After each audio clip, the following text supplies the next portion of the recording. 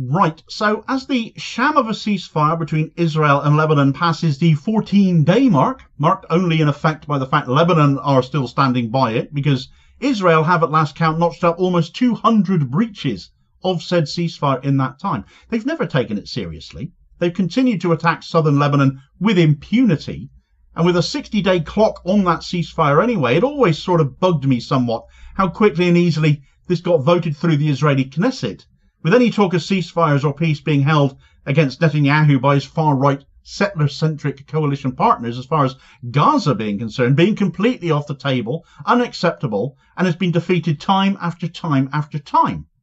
People in Gaza must have been looking at Lebanon and feeling a sense of utter disbelief when a ceasefire with Lebanon got voted through seemingly so easily and quickly, and wondering if they were ever going to get one. But of course Gaza is completely at Israel's mercy, and Lebanon isn't. Not with Hezbollah, not with UNIFIL, not with the Lebanese army. But all of a sudden a disturbing explanation for that has come to light with more recent events. And is the ceasefire simply part of a grander plan, which would expose the ceasefire not only as a complete sham, but a deliberate tactic in order to have a second and much more successful attempt at invading Lebanon in the near future? Right, so 14 days of the Lebanese ceasefire, if we can really still call it that. Sham is what we should be calling it. Lebanon has remained under constant Israeli attack for the entire duration, now having notched up nigh on 200 breaches of that ceasefire. The tally stood at 194 breaches on Israel's part as of yesterday. So almost certainly to pass the 200 mark today. But it isn't like Israel is suddenly going to stop either. They aren't being made to. They paid no heed to warning shots by Hezbollah, and the world is yet again being forced to watch these actions continue as world leaders are too bought and paid for by the Israel lobby to do or say anything to stop them or call them out. Of course, the mere fact a ceasefire even exists is, however, a wonder, having watched so many attempts to get a ceasefire in Gaza passed, failing every single time as Netanyahu suddenly moved the goalposts, under the orders of his hard-right coalition partners who are themselves beholden to the settler movement. In recent days we've seen Polish UNIFIL peacekeepers fired at, warned away from areas Israel are still occupying and not leaving as they should be. Civilians in Lebanon are still being killed. One notable example was in the town of Shama, where when the Lebanese Civil Defense Force tried to recover bodies, they were chased away by an Israeli helicopter. Massive bombing has continued to take place in the town of Qiyam, where Israeli troops are continuing to demolish buildings, notably civilian homes, because when doesn't the world's most depraved and degenerate army target those, and each time there have been warning shots of retaliation from Lebanon, Israel have immediately gone scuttling off to US and French overseers to wail that they are victims of Hezbollah attacks and use that as justification to carry on as they were before. This is therefore not a ceasefire. It's just giving Israel carte blanche to attack southern Israel without being fired back on. That it has lasted 14 days is a shock, quite honestly. I figured Lebanon wanted Israel to expose themselves from not meeting the conditions of the ceasefire, but even where that has obviously happened now, nothing has been done, and it certainly isn't getting reported by mainstream media. But other recent events may indicate that this ceasefire might just have been a stalling tactic, so to speak, for an Israeli plan B. After all, there was no way the ceasefire was ever going to be permanent. The threats to collapse Netanyahu's government were made explicit when the 60-day pause, it's not a ceasefire after all, when it had a clock placed on it after all, it's a temporary pause, was made. Almost from the moment the ceasefire with Lebanon came into force, Hayat Tahrir al-Sham, HTS, the leftovers of Syrian al-Qaeda and ISIS as they are, then chose its moment, very, very conveniently, to launch its assault on the Assad regime.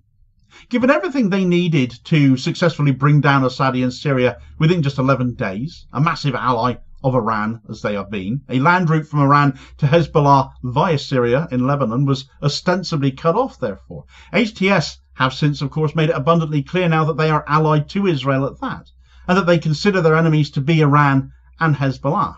And when the boss of HTS, Al-Jilani, is seen dressed in basically identical clothes to those seemingly always worn by Volodymyr Zelensky of Ukraine, it's almost like the CIA addressing them both, isn't it? And it is possibly no surprise either to hear that Ukraine were a major provider of drones to HTS to fight Russia-allied Syria. Reports of Ukrainian soldiers aiding HTS in the fighting have been made as well. Ukraine on the side of Al-Qaeda, Western interests being backed all the way, Turkey and Israel all allying themselves with Al-Qaeda now as well, horrifying those of us who remember the war on terror and the need to take Osama bin Laden out. Yet now we're all friends with the bin Ladenites, apparently. Well, that victory in Syria saw sudden moves from Israel as well, didn't it? They entered the Golan Heights. Of course, they already occupy. They have done since 1967. But they didn't stop there. They kept going. They kept on going. They entered the demilitarized zone and took Quneitra, and then kept going again, pressing into Syria itself. Netanyahu declared the Separation of Forces Agreement in 1974, which had kept the peace along that borderline and which implemented that demilitarized zone, null and void, to justify his push into Syria. And why not? Nobody ever stops him, do they? Nobody ever forces him to abide by international law other nations have to abide by. Not invade sovereign state territory. That doesn't count for Israel. But then the people you want to hold him to account are likely the same global powers behind the push to remove Assad at the end of the day, and the backing for Israel and their new allies in Al-Qaeda. It's all a horrible, depressing mess, and has that rank smell of familiarity around it. Having expanded Israel-occupied territory down the entire Syrian side of the already occupied Golan Heights, all the way down to the border with Jordan, Israel moved northwards, expanding the occupied territory towards the Syrian capital of Damascus, firing on that city as they have, without HTS firing back a single shot at them, because they're all on the same side, aren't they? With Israel destroying Syrian military posts, weapons dumps and research facilities, destroying the Syrian navy. But as they did so, they've crept up along the Syrian-Lebanon border, occupying more land. In the few days since Syria fell and Israel moved in, Israel have taken land equating to some 3 times the size of the Gaza Strip. Now, initially, when I was observing this, as the world has been observing this over the last few days, if you're looking at the same sources or type of sources I am in the independent media and the foreign media, because, of course, mainstream Western media isn't covering it, it was being remarked upon that Israel would keep on moving up around that border with Lebanon to isolate it completely, surround it. But their northward expansion hasn't quite continued in the same way it initially started. It was very, very quick, and then it slowed down. Now, I was looking at this and looking at this map, and knowing Israel have huge designs on Lebanon as we do, all of a sudden it dawned on me that Israel have been presented with an alternative course of action where it comes to resuming atrocities on Lebanon that bypasses UNIFIL and bypasses the demilitarized zone south of the Litani River as laid down in UN Resolution 1701. And bypasses a lot of the geography that has given Israel such a hard time in decades past, each time they've tried to invade Lebanon from the south before. Here's a topographical map of Lebanon. It's a country broadly shaped like an upside-down spearhead, not especially wide, but narrowest at the border with Israel. And combined with what is still tough terrain there, hilly and rough, areas we know Israeli tanks have struggled to get through, which has enabled Hezbollah to take out nearly 60 of these normally feared Merkava tanks before the sham ceasefire came into force. And this narrow, boggy, hilly, mountainous sort of terrain has kept Israel at bay, and obviously the narrowness of the south of Lebanon has helped Lebanese forces from whatever faction hold the line, so to speak. Well, what if they now have an option for another route? Along the entire length of Lebanon's border with Syria lie the Anti-Lebanon Mountains, which I find is a novel and hilarious name to give them. The highest point of this range, though, is Mount Hermon, which is only just north of the Golan Heights. And it's an area Israel made an absolute beeline for to seize control of upon HTS seizing control of Syria. Although far more mountainous than the south of Lebanon that Israel were trying and failing to enter Lebanon by, they already control this southern end of the mountain range now. And although there will be associated logistical problems entering Lebanon that way due to that, once overcome, it's all downhill from there into the valley of the Litani River. North of the area, as this is, that is covered by UN Resolution 1701, north of the area patrolled by UNIFIL, therefore Israel may now have in their possession a back door into Lebanon.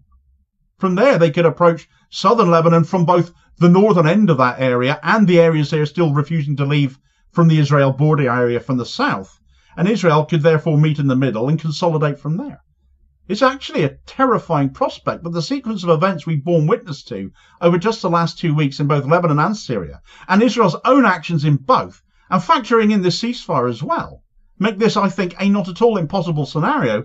In fact, this may have been the plan for quite some time. Alternatively, Israel could just keep on seizing more Syrian land around Lebanon and come down the coastal strip from the north.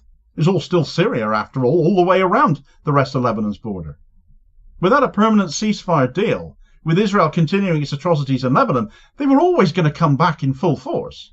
They can now do so from another direction that might be a much more vulnerable direction, a less legislated and protected direction, hitting Lebanon from two spots.